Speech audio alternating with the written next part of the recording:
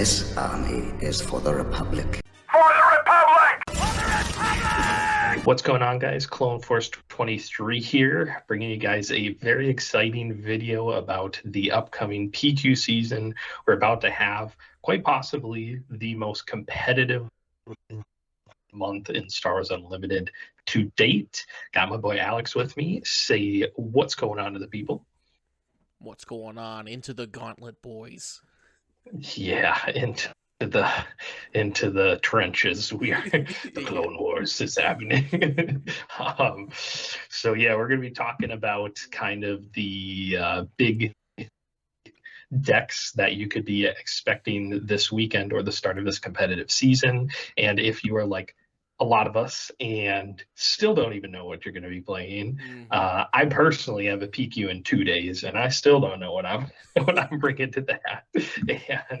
And so any of those in that, like, oh my gosh, that like I don't know what to play identity deck like crisis, we've got basically the top 8 list from Richmond, our takes on them, what you need to be prepared for, just good starting points for all of them. We're going to be going over those. If you do like the video, please subscribe. We're approaching that 200 mark. Feel free to comment if you have any questions, suggestions, anything like that. Other than that, let's go ahead and get into the video. This is going to be the first deck, and not in any particular order, although I think some would say this is number 1 at the moment, and we're going to be talking about Sabine ECL. So if you have watched the channel or just go into the history of the channel, it's no surprise that I like Sabine ECL. I think we have we're probably approaching 10 videos of Sabine ECL text in the channel. But she's good, right? This is the winner of Richmond, and she's good for a reason. You know, the Will took that tournament down, the whole tournament, did great. So this is probably one of, if not again, the deck to be prepared to NC, right? This is our premier aggro deck. And again, this is just our take on the lists that we're using or have in our builders or that we're testing with. But this is probably the one that I have the most experience piloting, and this is what I've landed on quite possibly to be my list for my first PQ this weekend. And yeah, it's just Sabine aggro, typical Rebel stuff, but this may be the most powerful Sabine has been her set. I mean, she got a lot of really good cards. The bans also helped her. Your super strong aggro representation right here is probably the strongest it's ever been. Yeah, I mean, any deck I've recently tested has to go through the Sabine test. If it can't stand up to Sabine in some sort of way, then I don't spend any time on it, because it has just continued to dominate. It's great things out of here. There's, with Django out of the way, it was able to slot in a couple of those things like Sundari that like really kind of helps round out the game. And I don't know if you were watching as intensely as I was, but those ambushing masterpieces were insane in, not just for taking down someone's turn 1 Falcon play, but just the amount of like experience and damage that comes from that. It can just really add up quick. Yeah, for sure. Masterpiece is so crazy. That is an insane card. Probably like everything that Red 3 ever wanted to be. Glad that we finally got something to take Red 3's spot. Yeah, that card's crazy. Even just laying it out there, and then if it just starts gaining value again, like if we get 1 experience token off Masterpiece, great. If we get 2, amazing. If we get more than 2, we're like, how do you lose? Like that is, yeah, the game's over. Like that card needs to be dealt with immediately.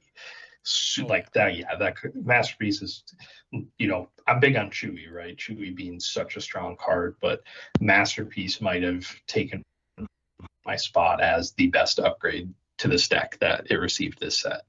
Then on top of that, we got the new hot tech, which if you watch my video at the end of last season for Sabine, I was big on Timely Intervention, card I didn't play at all, but a card that right at the end of set 3, I said this needs to be in the main deck for everyone.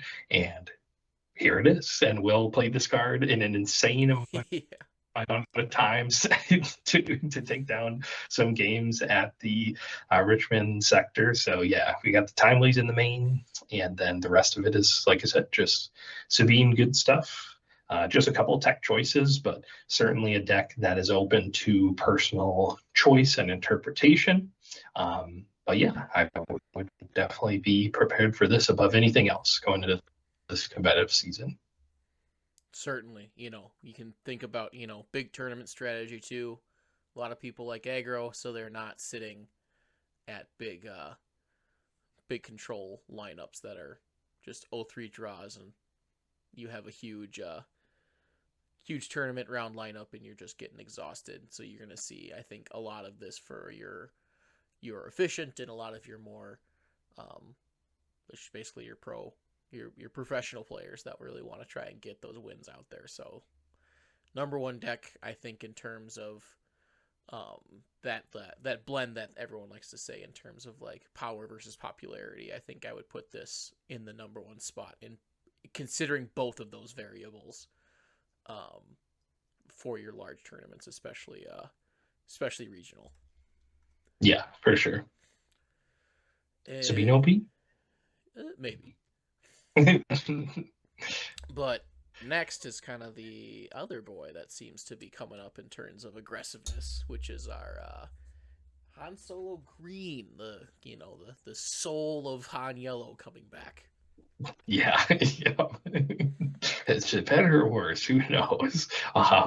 No, yeah. Post losing one card in the deck, Han is definitely still there, but I think most people have made the migration to the green list. I was playing this up until about a week ago, thinking this is what I was going to be taking to my PQ. But man, this deck feels like it wants to do two things at once, and that is what I've had a hard time balancing. Sure. This is very close. I think it's like 1 or 2 cards off from Alex's list, the top 8 list from Richmond, and his is of course a very aggro pilot heavy list, and you have that kind of U-wing casino ramp Han ability to fall back on if that's how you need to change up your games in play. Now personally, when I've taken this to locals and been playing online, the ramp casino stuff has felt much more powerful than the pilot aggro stuff. And who knows, maybe it just is not as much testing as I should be. Again, if you play, 7 to 9 rounds of Swiss in one day and more, the odds are you're going to hit pilot combos and just win the games off that. But still probably my favorite leader style to play. I love Han after I got onto Mono Han at the end of set 3, and I really like this deck. If I was going to take it to a PQ, I think I'd need to find that balance of the ramp casino stuff versus just a ton of the pilot aggro. But we'll have to see this weekend. We also have, is it Lily? I don't know if that's the European name for the city that it's in. But yeah, we've got a big sector, or is it a regional? That's the regional for Europe. For Europe. And then okay, so we've our US one's gonna be because there's just one of each. Weeks. Yeah. Okay, gotcha. Yeah, so we've got European regionals this weekend too. So yeah, we'll have to see what Han Green can do over there. I think Europe's got a lot of control going on in their meta, so we'll see what happens over there. But yeah, Han Green still doing Han stuff, right?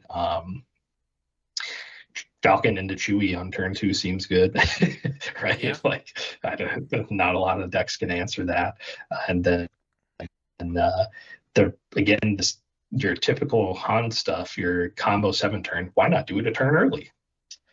Seems pretty good. So Checks yeah, out. Han's still just being a very strong leader. The deck just feels a little bit less broken than it was when you had DJ in it. So definitely be prepared for it, though. A lot of people still on this deck. Played against it in testing with Sabine and played with it. Still tough matchup for sure in that aggro piece, but yeah, super fun. Definitely one that I would advise testing and seeing if that's the way you want to go. Certainly. Yeah, I don't know. Yeah, it does feel like you could like draw a line in between the deck halfway and just have very two different identities, which can feel right in some matchups and not so much in others. So Yeah. I cannot play Han because I can't keep track of resources like that. I will get DQ'd instantaneously. So, not one for me. But one that might be closer to my playstyle, Quinlan Tarkentown. This one, I think, again, popularity versus power. I think it has a great matchup. I think it has a decent enough matchup into Sabine if constructed correctly. I think specifically, it kind of seems to be our team's take that Grogu is the superior flex 2 drop there, which is yes, Grogu supremacy. Yeah, which I agree. I think having just some onboard tempo is great. It's great. If it's the response that you get, if you can pair it off with Tarkentown early, great. You got a lot of options in front of you. I forgot the individual from Richmond, but he barely, I think he maybe dropped 1 or 2 games his entire run before the finals, and it was in one of the games he dropped was to the Sabine player. So I think no deck is perfect, but but that's pretty darn close. Seems pretty perfect. Like literally nearly perfect. Nearly perfect. Record. Yeah, no, this deck is, I think, the one that most people are slotting into the number one, especially before last weekend, before Richmond. This was the one everyone's like, Quinlan TT is the best deck, right? And I don't think we're in a position where like anything is the best deck really, but certainly he is up there.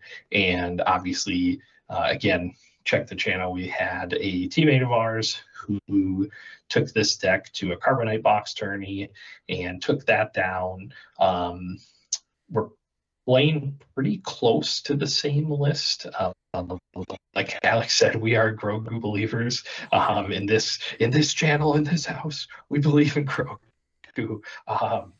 And the big change based off of last weekend was, of course, the Guerrilla Soldiers.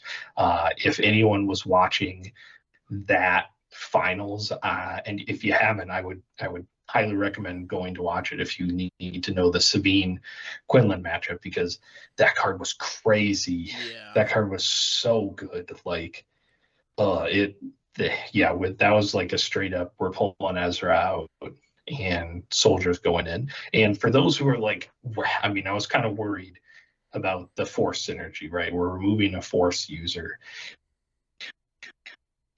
and 24 also, which is kind of nice to have on the ground. But really with Quinn, you don't want to be force throwing into like the flip turn, because it's it's like when do you, right? You want to play a 2, a 3, and a 4 generally. So the loss of Ezra isn't like as bad as it seems like it is, unless you're like Max, who just hits the nuts off of Ezra on every attack. So, who knows? Maybe he'll just come back in. But yeah, that was, I think, the main change. I think that might be the only change. And then the Greedos in the side.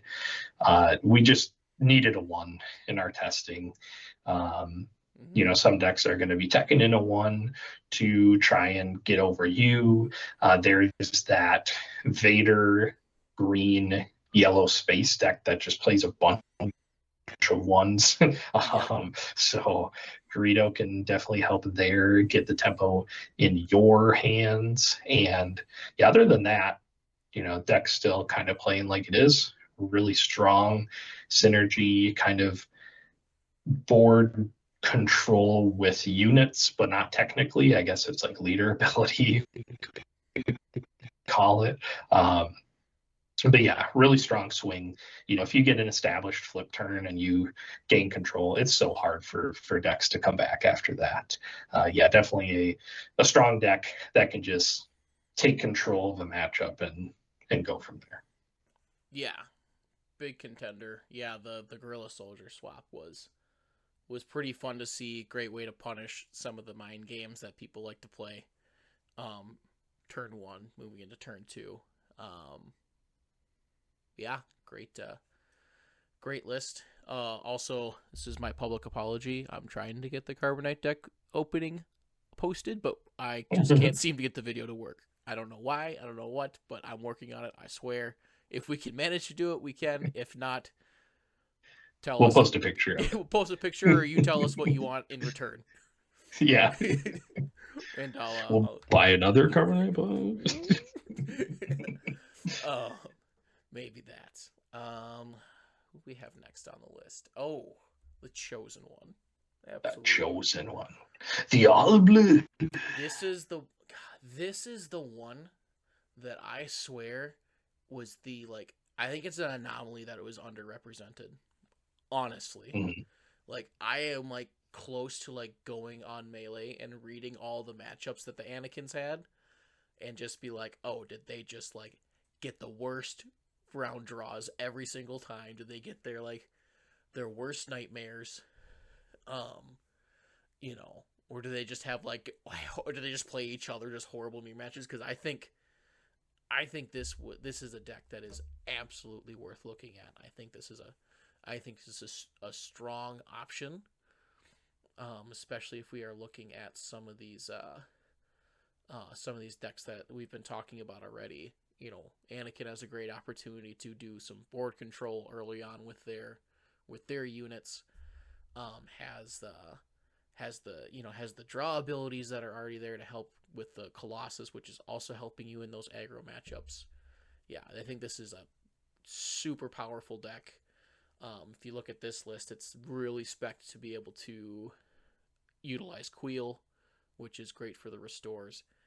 And this is the deck that Cham Syndulla was made for, in my opinion. I think it is absolutely terrifying to consider Anakin coming out a turn earlier, especially against any deck that's trying to ramp, or Han that's trying to punch that damage in but pumps. If you sneak a Cham in there, I think it's a big problem. Yeah, that actually, I think we saw that on stream when the Annie list from top 8 was playing the Han yellow. Han tried to do the combo flip turn, and then he just threw a Cham down. It was like, oh my gosh. Depending on game state, yeah. Anakin, quite possibly having the most impactful leader flip in the game can one turn earlier is borderline broken. Yeah. So yeah, this definitely feels like the Cham deck for sure. I've been kind of workshopping this with one of our teammates who's been on the channel as well. He was a finalist in the North Dakota PQ at Paradox Games with Anakin and Set 3, and we've been kind of workshopping. Colossus to try and get it consistent enough to be worth the 5 health. And we decided on this kind of all blue list. And man, it seems like you're losing a lot of red cards that are good, but it works, right? I mean, Quill, 3PO, or the X-Wing giving us the 1 card puts us back to even. So the downside isn't truly that bad, especially when with Anakin, you're normally throwing your units as a trade into a higher cost unit, right? So like, okay, we're losing our Quill or we're losing our 3PO, but that would have happened anyway with our unit. So if we can draw and retain that difference from the Colossus, then why not do that? So we're just playing all the blue good stuff. We've had a couple, like a lot of iterations on like what we want to do with it. It's really hard to fit stuff into this list. It's really tight. In fact, I believe this is my first list that's playing 51 cards, which I don't know if I'm super thrilled about, especially playing Colossus, but seems to be working well. Chewbacca was our 51st card and just felt like we really needed it. There was no space in the board and it needed to be in the deck to help against Quill and hand hate. Like, okay, well, we have this down here in the row. It's the same reason we got cast. It's the same reason we got covert strength. And yeah, this is kind of, I would call it more of like a hard control Anakin versus like your more aggressive builds where you're playing the 30 base and you're playing more good stuff, right? Because some of the red stuff like bravados and forces with me and pose. This is a very defensive, kind of control the game until your Annie flip and then start putting on the gas. Mm-hmm. Yeah, I mean, yeah, dropping a lightsaber on the Anakin flip, that's a problem in itself. And then I was watching games where Anakin was at, had 30 damage on and had plus 6 from that. And then they put a lightsaber on, and then all of a sudden, the game's over. Right. Yeah. It's like, wow, there is a lot of power in this. Definitely, yeah, I definitely see like the top end supremacy that's here. It's definitely worth it. Exciting to look at. Hopefully our boy Cody goes the distance. Right. Yeah. And for those, I think people are really afraid of Sabine with Anakin. And my answer is, what does Sabine do against Yoda with a Jedi lightsaber? Like, that is so strong and so scary. And in testing, even against like your Han Green, right? Okay, they pump and they play Chewbacca, and I'm like, all right, well, I'm just gonna play a lightsaber on my Yoda and make you have waylay. Otherwise, I'm just gonna even the game up, right? So, yeah, it's a 7 HP swing because it's 5 to their base, 2 back from you get 2 back. Like that's a huge differential for that game count and for when everyone's talking about trying to put people in check. It's like, okay, well those are the type of short swings that get you in that position faster, especially with the extra 5 HP. Yeah. So, yeah, exciting. I like it. Our next guy, probably the one I've been playtesting the most, and probably have made 8 to 10 different iterations in the last week. Texting Alec about what other idea I had next. But Cad Tarkentown, I think it's got a great position into almost everything that we've talked about already. I think I think the next deck that we're talking about and other control decks, the Anakin that we just looked at, that's probably spec'd for a little more hard control, are going to have some issues, but I'm trying to find some ways to kind of help mitigate that in this deck. Specifically, main decking the Ruthless Raiders. I think that has been pretty advantageous in recent testing. Um, the only thing that I could consider finding its way back in is Surprise Strike, but it's also one of the weirdest decks where it doesn't like like you've said this before, Alec, and it's like, how do you not play 3 Surprise Strikes in a Cunning deck? And it's like, Yeah. this is how, and it just doesn't feel. I don't know.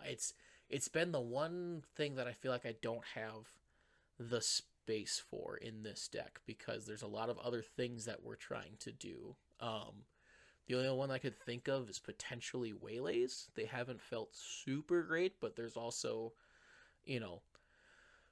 there's also the Han Greens that are out there that are just going massively tall in space when they can. And this might be your only shot. Bamboozle is in the main, which is great because we're playing Jabba with the tricks. So that's it's 2 more tricks that you can search out for. Jabba's a great way to get more stuff in your hand after some hand hate. The other piece of spice in the main deck right now is the one of the Bosk pilot, which I have liked for a couple of reasons. One,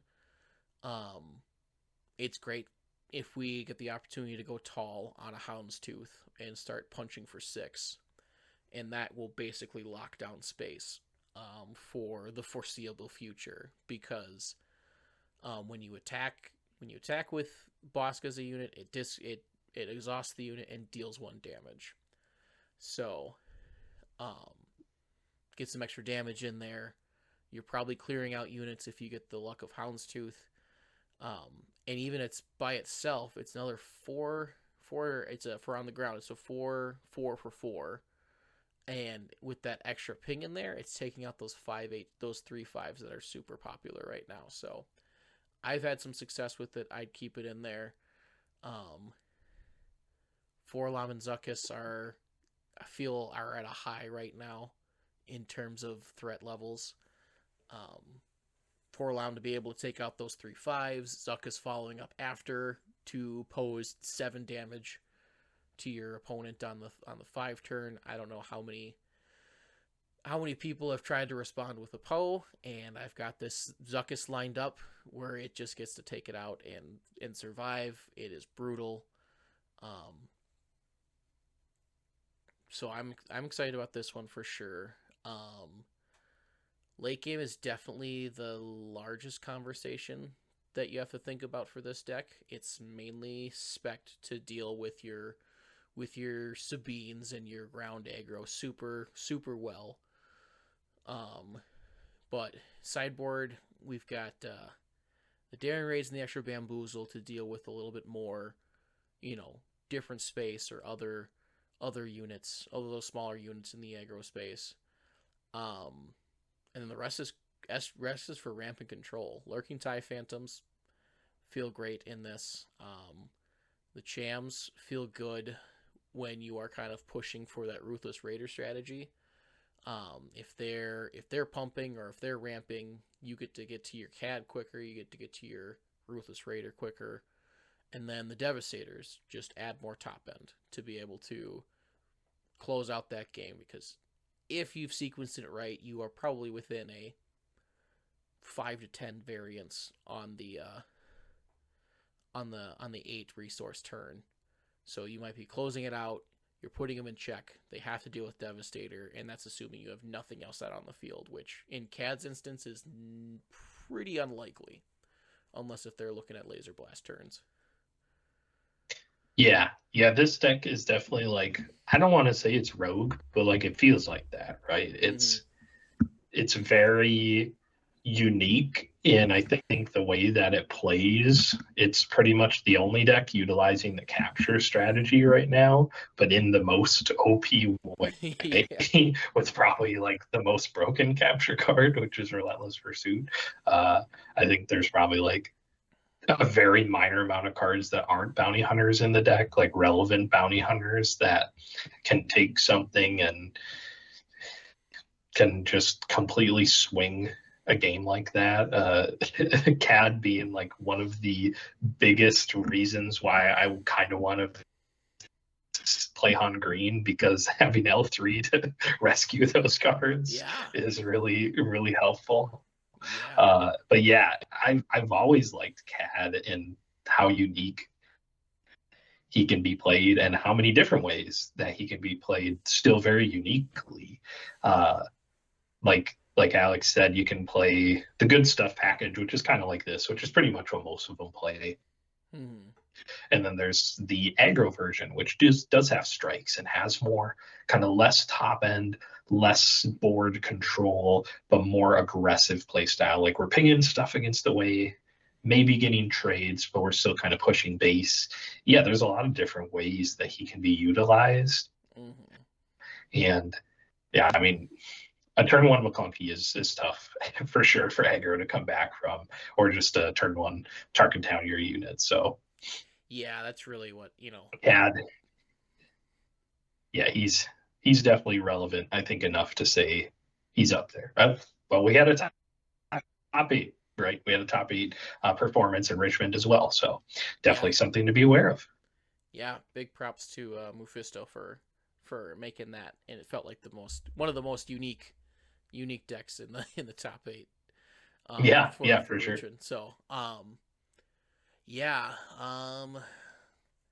yeah. Last thoughts. The only thing I would consider is potentially bringing in that third Bosk unit, the set one, The ambush one, the because, 5 cost one. yeah, because ambushing is nice, and then the extra damage that you can put on if you're thinking in that control state, it could potentially be the third one could be a sideboard, either replacing the Dryden or the third Boozle. Mostly because I found some success against the Kira flip with that, because that's presenting as a 4/4 on flip, and if you can respond with Bosk, you can take it out and survive. Yeah. Which is probably the only suitable segue for the last deck that we're going to talk about. The the namesake is how we both feel about this one. But there's a good chance I might play it, let's be honest. Yeah. It's, yeah, I mean, the numbers and the gameplay speak for itself. We, had one of the biggest turnover rates from day one to day two. It's got a lot of different options. Wu put out a similar list to this one. I made some adjustments, not a lot if I'm being honest, because it's really, I think really what you have the opportunity to do, which is just kind of play three ofs on some of the good stuff and sprinkle in some of the extras. I think this one is actually 61 cards now that I'm looking at it. That restock, I don't know if it's supposed to be in the main or not. You're playing 60. You might as well go to 61. Yeah, so there is some substantial differences. I think my original thought was for that to maybe be a sideboard, because you do end up in that restock loop. Boston Blue is still something that everyone's talking about. It's not as present. We might see it more at Lily this weekend, since all of our European control lovers will be having a good time with a deck probably like this one. But I've always been a big fan of ramp. I hesitate to put more cards in that aren't ramp in a ramp dependent strategy sometimes. But I have had pretty decent success in the playthrough, and turn 1 Pershing, turn 2 Super Laser Tech has never felt better. That's kind of insane. Yeah. To draw definitely scary. To draw a ramp and then basically threaten your leader flip the next turn really makes a different decision for you. I know the big conversation right now is Childson in this deck. I think Childson could certainly be in there, but I also kind of like the idea of just having 7 different Sentinels on the ground between the ATRT, the Pike Sentinel, and the phase 3s. I've had a lot of gameplay, especially against like Sabines and aggros, where I've just, even if I didn't ramp prop, I didn't get any ramp, I've just laid out Sentinels until I could flip, managed, and then I'm running into all the things that I can. But if you get to ramp, great. My by far favorite card was basically like my spirit monster, which was Traitorous. Feels super great right now. Being able to really deal with some of these like top heavy pilots if they aren't main decking upgrade hate, which if people are, it's usually 2 to 3 cards, so you have a really strong position to swing a game with Traitorous, especially against aggro. Hoping to God they don't have Poe to respond right away, but you can definitely get some options in there. No Glory's a busted card. And super busted. Fun, super busted. Yeah. Wee woo fun police. No Glory. No. No fun, only results. Yeah. That should be the name of this. That should be the name. No fun, only results. Oh, we're changing that. That should be the name of the card. Yeah, or that.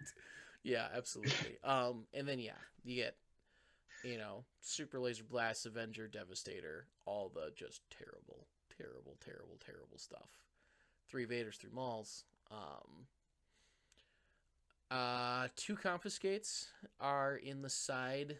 I think that's probably something that could be flexed. You may not need to worry about upgrade hate if you're just gonna play a omnidirectional removal spell like No Glory or Power of the Dark Side.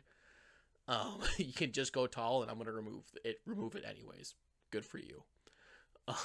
So there could be some options in there. Top target always feels good. The one spice that I want to try in here is Del Miko at 2. I think especially for some of these meta level strategies, it's very like plotted out turns. It's like, I'm going to do this, and then I play this, and I'm going to play this event next. And it's like, I want to see if Del Miko can come in and disrupt that flow a little bit. Like, is it gonna disrupt your opponent's Super Laser Blast turn? Is it gonna disrupt their Force Throw that they have that open resource for? You can slam that down and go, well, you don't get to play it this turn. And if you want to, next turn it costs 2, which totally can throw off the curve of somebody's deck. I think when we get into the, we're about to have the most amount of cards in Constructed when set 5 drops. It's going to be very, like, we don't have a lot of flex spots because there's just going to be the decks that we need. We have the cards that we need, we have the lines that we want, and 1 resource, attacks of 1, I feel like is going to have a very strong impact into those lines if you're not prepared to manage it that turn. Or it forces them to manage it that turn in like a more mid-range aggressive strategy, which gives you time for all of the terrible things that happen after 5 resources. Yeah. The 1 could definitely be like very, very impactful to the game, especially in the control mirror. Like, I definitely think Kira is a very good leader. I think Kira is probably the best like blue villain leader no matter what base you're playing, Yeah. 30 ECL or Data Vault. I am not brave enough to bring that to a PQ and like decide that I'm not going to have time to use the bathroom all day, until top 8 cut. But yeah, it like having the edge in the mirror seems like the thing that the deck most importantly needs to do rather than like, okay, we need to be prepared for aggro, we need to be prepared for this. It's like the mirror is what we need to be prepared for. We're going to be playing a game for 53 minutes each round.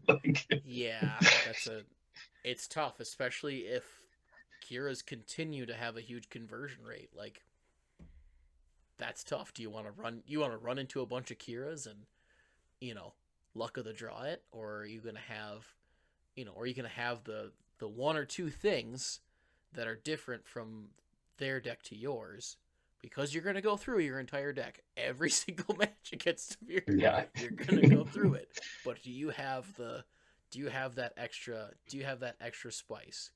Do you have 61 cards versus their 60? You Right. never know. Yeah.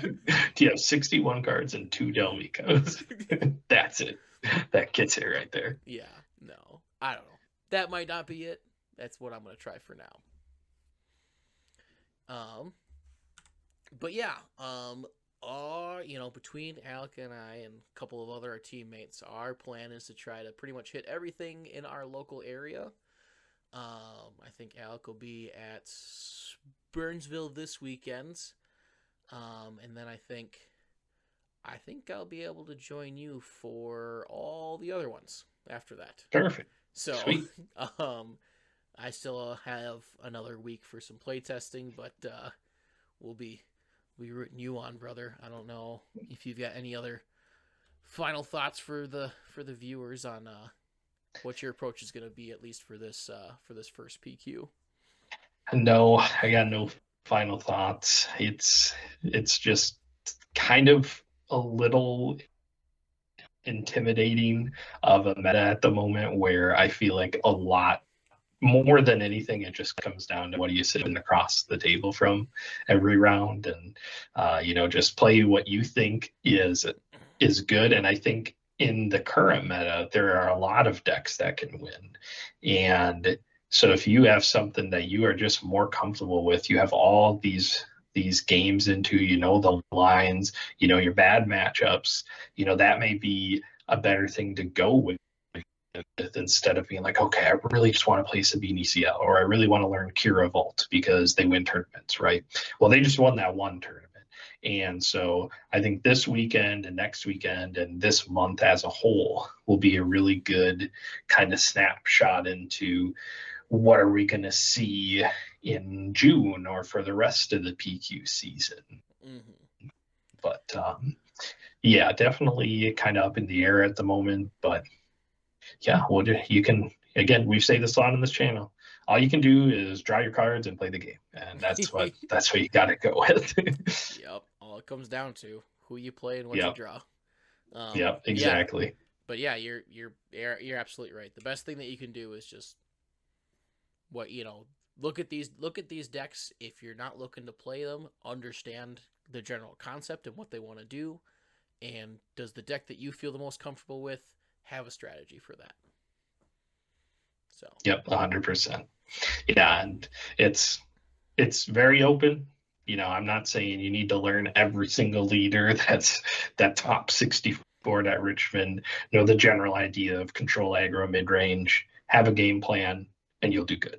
Oh yeah, and just have a good time. It's a game. Yeah. Come say hi to us if we're there. Yeah, for sure. Yeah, for any of our local crew or someone that knows us, feel free to come up and say hello. Also, the deck list that we use for all of our videos, whether it's in my builder or Alex's or anyone else's, are generally the ones that we continue to update. So we're not gatekeeping any deck lists here. No Patreon needed to see what we're changing our decks. Not yet, at least. Don't make us too popular. Yeah. But yeah, just if you have questions or comments or anything you want to ask, feel free to reach out to us, and we'll answer to the best of our ability. Yeah, I know I recreate a lot, so if it doesn't look like the most updated, you can just drop a comment. We'll hit you up for sure. Mm-hmm. But with that, I'll probably get back to figuring out what the heck I'm gonna do for May 10th. So, if you made it this far, appreciate you watching, appreciate you being here. Otherwise, we'll see you on the other side of this galactic war. Right. Peace out. Peace. Grand Army of the Republic when deployed. Galactic warfare you cannot avoid. Go ahead, be a battle droid. Face off against my clone troopers and get destroyed. Space tech, spaceports, TCG, card sports, of course, till my voice goes hoarse. Welcome, decking with the strategy, the energy, it's Clone Force 23.